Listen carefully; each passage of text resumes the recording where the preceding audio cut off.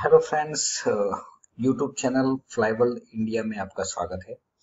Actually Flyworld visa and immigration private limited से राहुल पटेल अहमदाबाद से बोल रहा हूं। आज हम एक टॉपिक पर डिस्कस करेंगे कि what is the meaning of express entry for Canada PR. मुझे बहुत सारे लोग पूछते हैं कि ये एक्सप्रेस एंट्री काम कैसे करता है, या तो वो पूरी जो सिस्टम है वो कैसे काम करती है। तो उसके बारे में मैं ट्राई करता हूँ आपको उसको एक्सप्लेन करने का।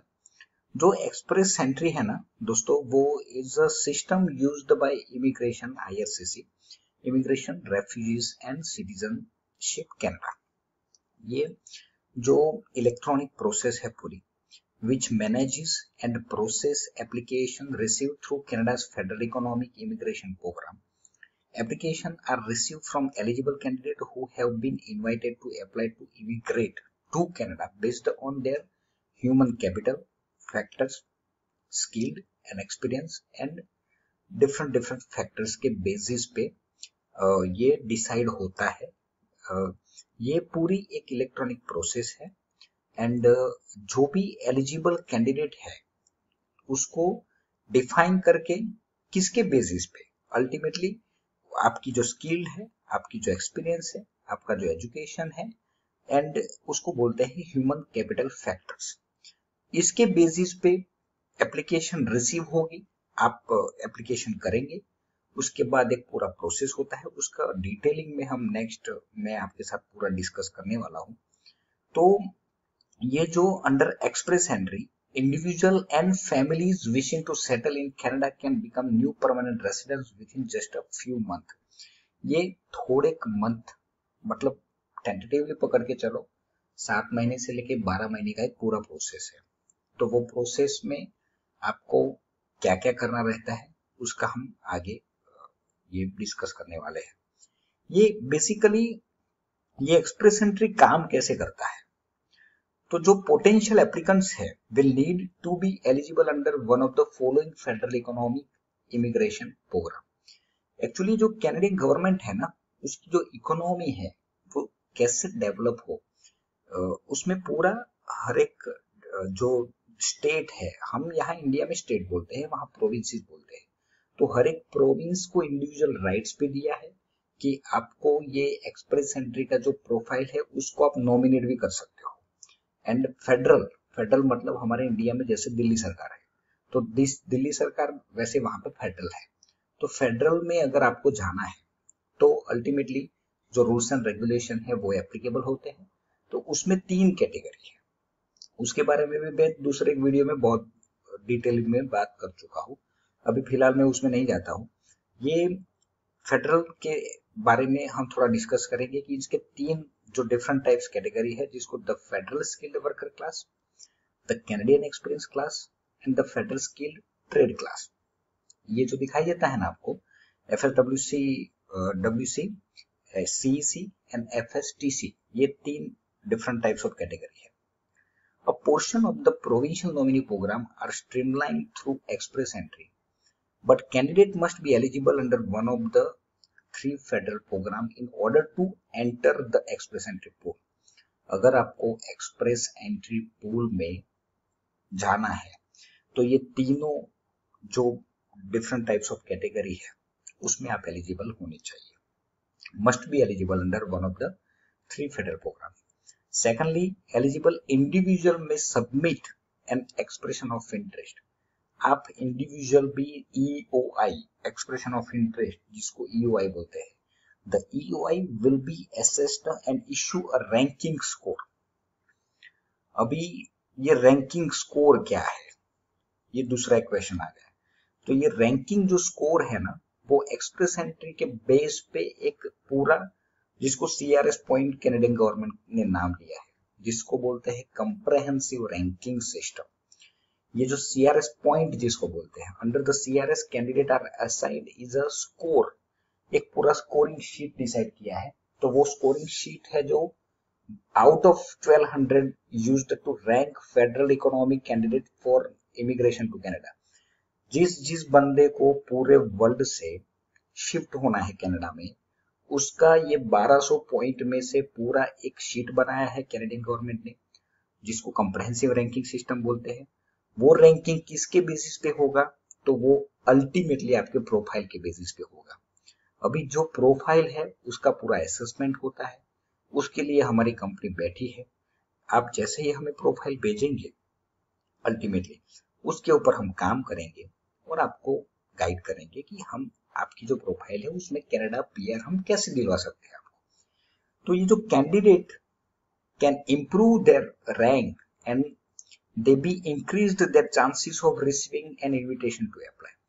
तो ये जो ITA जनरेट होता है ना, नॉर्मली क्या होता है कि प्रोफाइल सबमिट करने के बाद नॉर्मली जब ITA जनरेट होता है दोस्तों, तो ITA हो गया उसका मतलब ये हुआ कि आपकी फाइल 90% निकल गई, उसका मतलब ये हुआ क्योंकि ITA जनरेट हुआ तो आप एलिजिबल हो by taking step to improve their CRS score.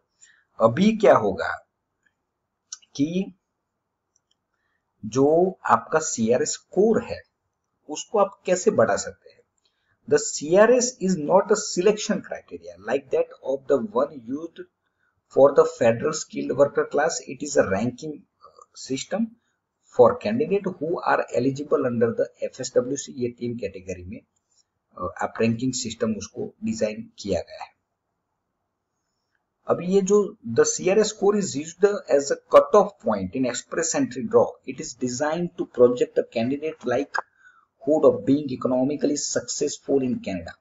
दोस्तों ये जो पूरी मैटर है ना, उसका एक ही मतलब है कि ये कंप्लीटली डिमांड सप्लाई रेशियो है।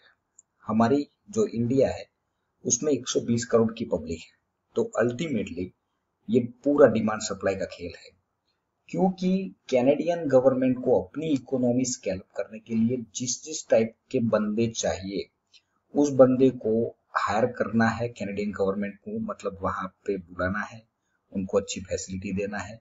वहां पे एक सर्विस कनाडा करके एक वहां की जो गवर्नमेंट है, वो कैनेडियन गवर्नमेंट का एक सबसे बड़ा प्लस पॉइंट है कि उनकी जो हर जो अलग अलग डिपार्टमेंट है ना, वो सारे department internally they are very connected, they are very strong communication, बहुत ही बढ़िया कम्युनिकेशन है उसका। जब आपका पीआर होगा ना, जब आप वहां लैंड होंगे ना, तब आपको पता चलेगा कि हमारे इंडिया में एक डिपार्टमेंट और दूसरे डिपार्टमेंट के बीच में ना ही कोई सिंक्रोनाइजेशन है और ना ही कोई पूरा कम्युनिकेशन, मतलब जो कैंडिडेट को जो भी बेनिफिट्स मिलने चाहिए वो नहीं मिलते हैं। वहां पे ऐसा नहीं है। वहां पे अपनी जो गवर्नमेंट है वो लोगों के बारे में सोचती है इकोनॉमिकली, मतलब क्योंकि वहां ठंड भी इतनी है, कोई रहना नहीं चाहता, वो भी परेशानी है। तो उसकी वजह से कहने का मतलब ये है कि government is very concentrative ultimately वो पर्टिकुलर पॉइंट को लेके। It ranks different candidate based on their career and educational history. मैंने पहले भी बोला कि उसकी जो कैरियर, उसकी जो एजुकेशनल हिस्ट्री है, उसके हिसाब से ये पूरा CRS का खेल है। और नॉर्मली आप सबमिट करेंगे, उसके बाद में कैनेडियन गवर्नमेंट डिसीजन लेती है। जो लैंग्वेज स्किल है, whether they have already received a qualified job offer or a provincial nominee in Canada among other factors।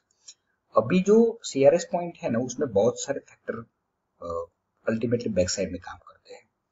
Those candidate with a labor market impact assessment, जिसको हम short में बोलते हैं LMIA, जिसके पास LMIA है या तो फिर क्वालिफाइंग जॉब ऑफर है,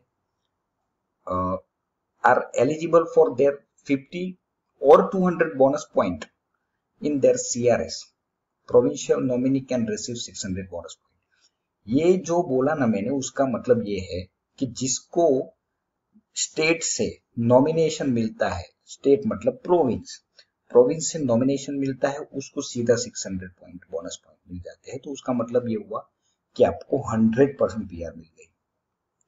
अगर किसी भी प्रोविंस में से आपको जॉब ऑफर मिलती है, LMIA इश्यू होता है, तो उसका बोनस पॉइंट मिलेगा 50 से लेके 200 तक। वो डिपेंड्स ऑन स्टेट वाइज होगा। तीसरी बात, candidate without a job offer और अ प्रोविंशियल नॉमिनेशन में then register in the Canada job bank. Canada job bank का एक बहुत बड़ा पोर्टल है, उसके बारे में मैं वीडियो अपलोड करने वाला हूं।